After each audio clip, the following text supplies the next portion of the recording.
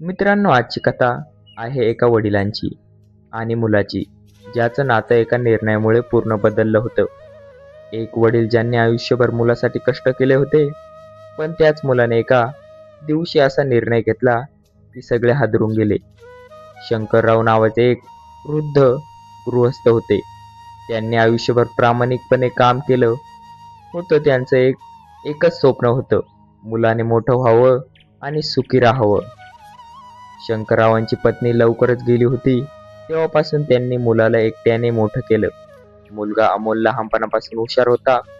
शंकररावांनी स्वतःच्या गरजा कमी केल्या, पण अमोलच्या शिक्षणामध्ये कधी कमतरता ठेवली नाही. मित्रांनो, आई-वडील आपल्या मुलांसाठी स्वतःचं आयुष्य अर्पण करतात, पण कधी-कधी काळ अशी परीक्षा घेतो की नातीसुद्धा कमकुवत होतात.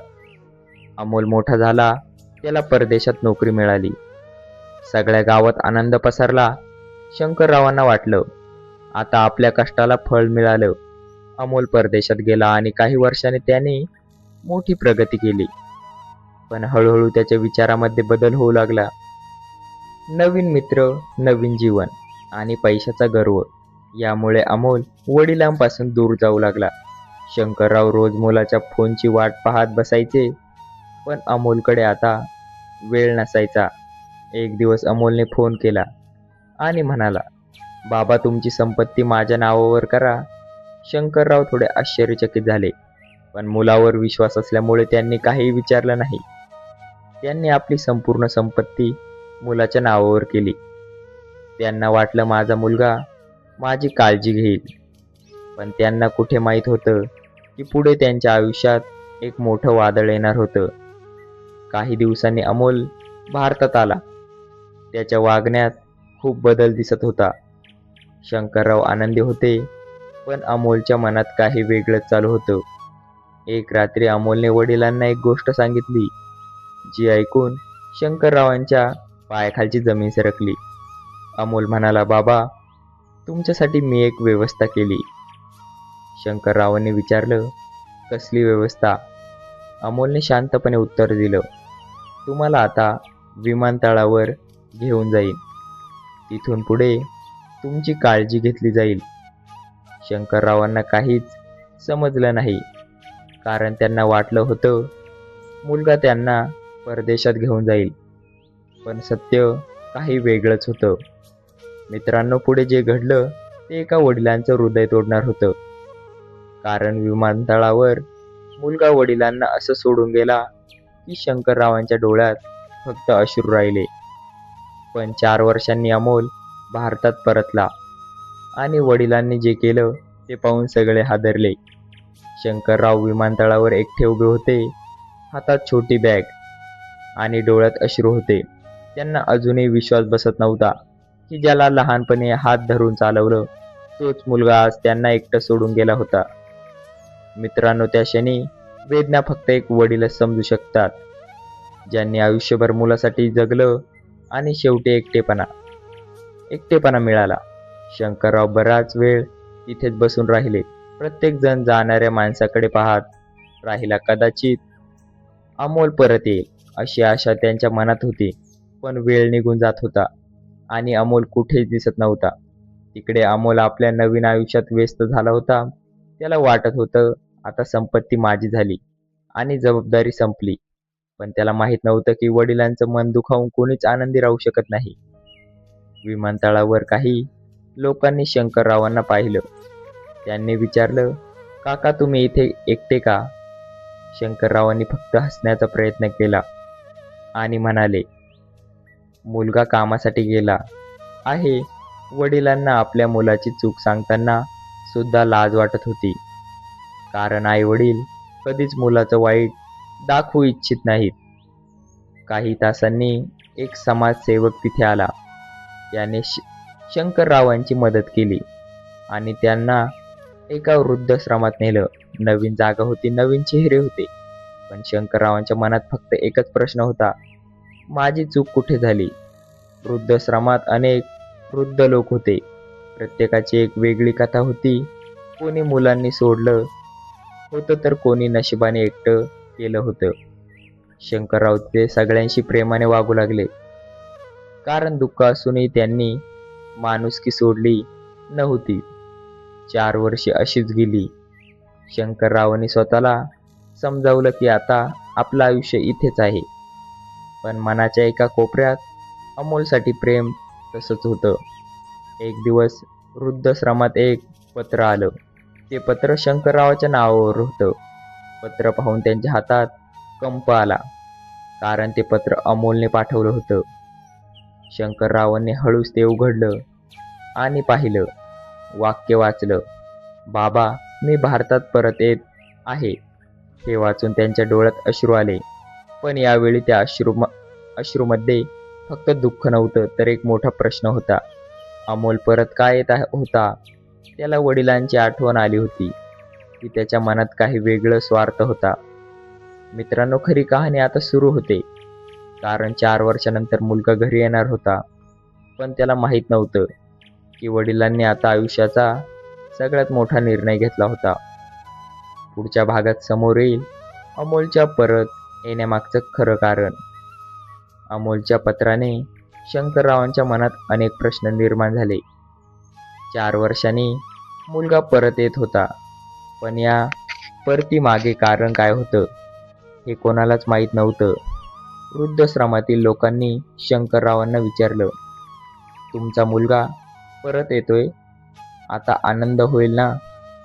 शंकरराव फक्त हसले आणि म्हणाले, "मुलगा आहे, मन कसं रागवेल?" मित्रांनो, वडिलांचं मन किती मोठं असतं हे समजणं सगळ्यांसाठी सोपं नसतं. ज्याने दुःख दिलं त्याच्यासाठी सुद्धा आई वडिलांच्या मनात प्रेम राहतं. अमोल भारतात परत आला. विमानतळावर उतरताच त्याच्या चेहऱ्यावर चिंता दिसत होती. 4 वर्षापूर्वी ज्या विमानतळावर त्याने वडिलांना सोडलं होतं, आज त्याच ठिकाणी तो स्वतः एकटा उभा होता. त्याच्या मनात जुन्या आठवणी येत होत्या. त्याला आठवलं ते वडिलांचे रडणारे चेहरे आणि थरथरणारे हात. पण तेव्हा त्याला पैशाचा गर्व होता. आता परिस्थितीने त्याला खूप काही शिकवलं होतं. अमोलने वडिलांचा शोध सुरू केला, पण घरात गेल्यावर त्याला मोठा धक्का बसला. कारण घर आता त्याच्या नावावर नव्हतं. शंकररावांनी ती संपत्ती एका चांगल्या कारणासाठी वापरली होती. अमोलला वाटलं होतं की परत आल्यावर सगळं पूर्वीसारखं होईल. पण आता सगळं बदललं होतं. त्याने गावातील एका व्यक्तीला विचारलं, "माझे बाबा कुठे आहेत?" त्या व्यक्तीने शांतपणे सांगितलं, "तुझे बाबा वृद्धाश्रमात आहेत." हे ऐकून अमोलच्या पायाखालची जमीन सरकली. त्याला स्वतःची चूक आठवली. तो लगेच वृद्धाश्रमाकडे निघाला. रस्त्यात त्याच्या डोळ्यासमोर सगळ्या आठवणी येत होत्या. वडिलांनी केलेले कष्ट, वडिलांनी दिलेलं प्रेम आणि त्याने केलेला विश्वासघात. वृद्धाश्रमाच्या दारात पोहोचल्यावर त्याचे पाय थांबले, कारण समोर शंकरराव बसले होते. ते पूर्वीसारखे कमजोर नव्हते. त्यांच्या चेहऱ्यावर एक वेगळा आत्मविश्वास होता. अमोल हळूच पुढे गेला आणि म्हणाला, "बाबा." शंकररावांनी त्याच्याकडे पाहिलं, पण काहीच बोलले नाही. अमोलच्या डोळ्यात पाणी आलं. तो म्हणाला, "मला माफ करा बाबा." पण शंकररावांचा चेहरा शांत होता. ते म्हणाले, माफ करायला मी तयार आहे, पण आधी एक सत्य ऐकावं लागेल." हे ऐकून अमोल घाबरला, कारण वडिलांच्या आवाजात दुःख नव्हतं, तर एक मोठा निर्णय होता. शंकररावने एक कागद बाहेर काढला आणि अमोलच्या हातात दिला. तो कागद पाहताच अमोल हादरला, कारण त्यावर असं काही लिहिलं होतं ज्यामुळे त्याचं संपूर्ण आयुष्य बदलणार होतं. पुढच्या भागात उघडेल शंकररावांच्या त्या निर्णयाचं रहस्य. अमोलच्या हातात तो कागद होता आणि डोळ्यासमोर वडिलांचा चेहरा होता. त्याला समजत नव्हतं की या कागदामागे काय लिहिलं आहे. शंकरराव शांतपणे त्याच्याकडे पाहत होते. अमोलने थरथरत्या हाताने तो कागद उघडला. त्यामध्ये लिहिलं होतं, "माझ्या मृत्यूनंतर ही संपत्ती गरजू लोकांसाठी वापरली जावी."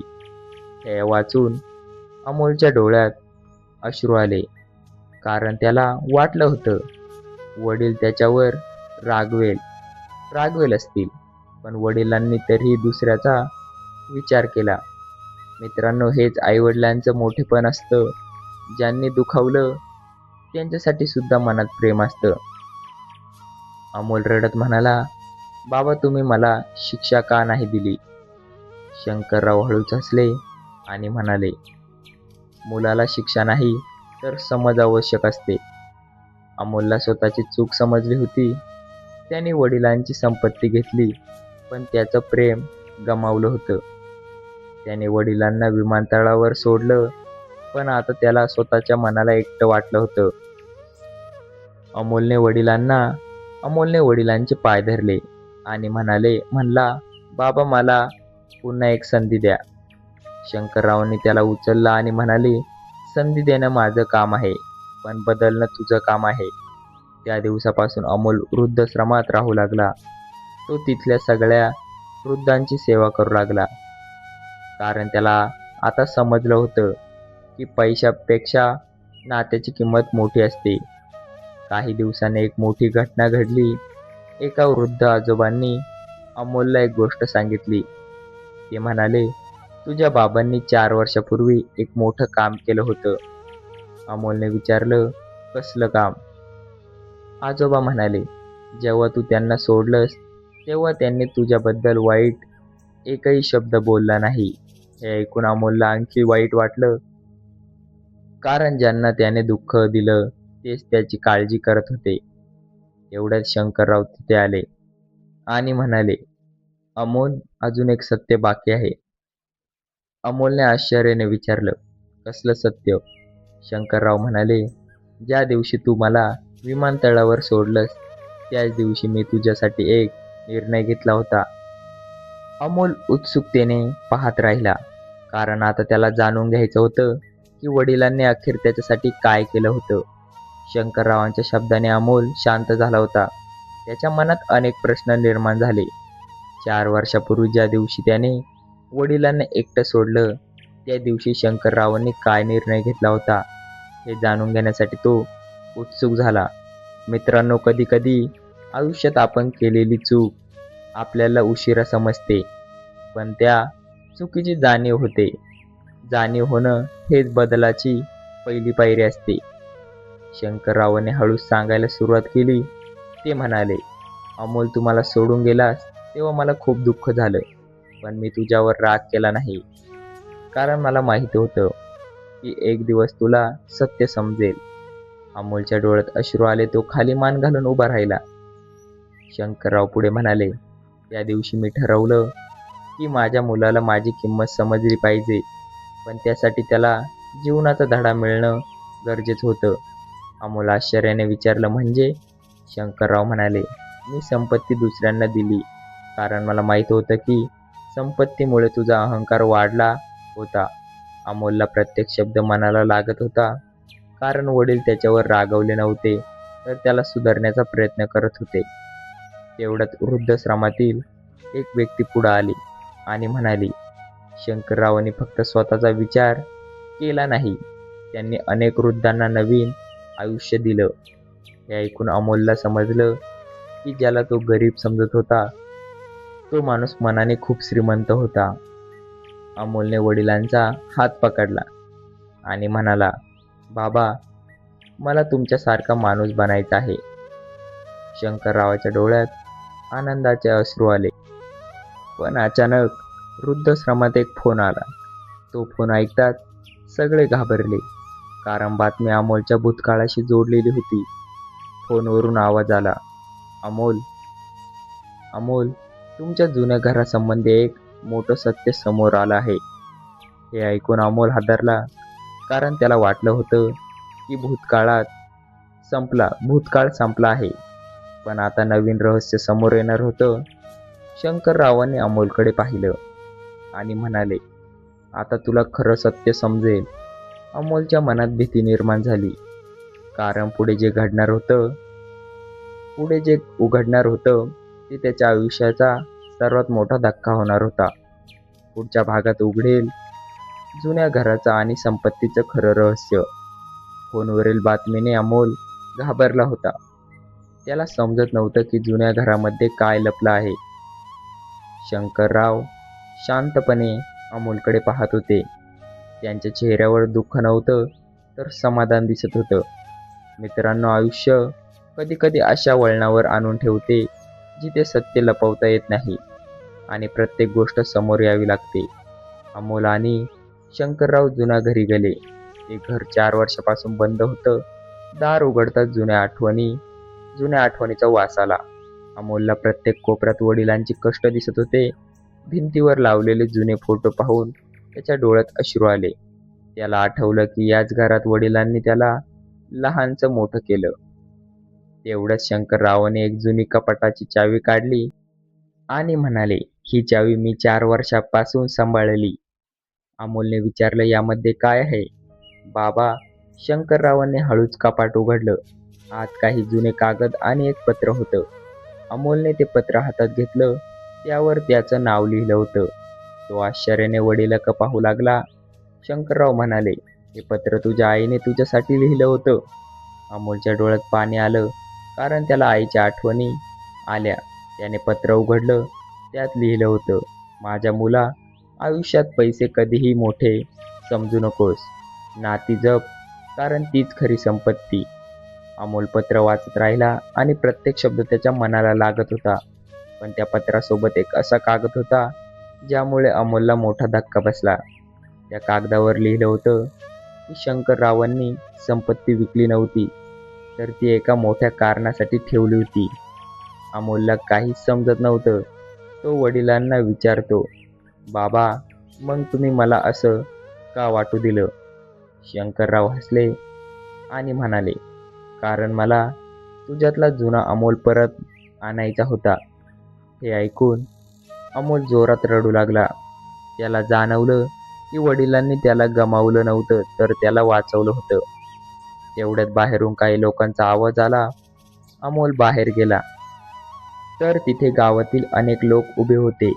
त्यांनी सांगितलं की शंकररावांनी ही संपत्ती गरजू मुलांच्या शिक्षणासाठी वापरली होती. हे ऐकून अमोलला अभिमान वाटला.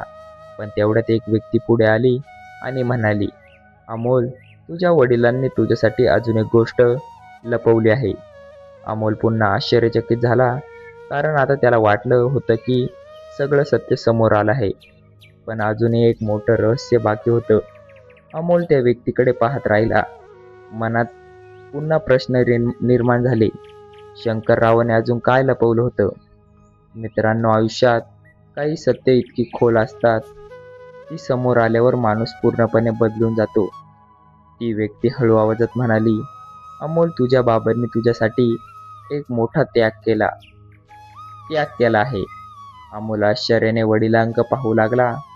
शंकररावांनी नजर खाली केली, कारण त्यांना तो दिवस आठवत होता, ज्या दिवशी अमोलने त्यांना विमानतळावर सोडलं होतं. त्या दिवशी शंकररावांनी स्वतःसाठी काही मागितलं नव्हतं. उलट त्यांनी मुलाच्या भविष्यासाठी एक निर्णय घेतला होता. त्या व्यक्तीने सांगितलं, "तुझ्या वडिलांनी संपत्ती विकली नाही, तर त्यातून एक संस्था सुरू केली, जिथे गरीब मुलांना शिक्षण मिळतं." हे ऐकून अमोलच्या डोळ्यात अश्रू आले. त्याला कळलं की त्या संपत्तीसाठी तो स्वार्थी झाला. ती संपत्ती वडिलांनी दुसऱ्याच्या आयुष्यासाठी वापरली. शंकरराव म्हणाले, "मुला, मला फक्त तुला एक गोष्ट शिकवायची होती. पैसा कमव, पण माणुसकी कधी गमावू नको."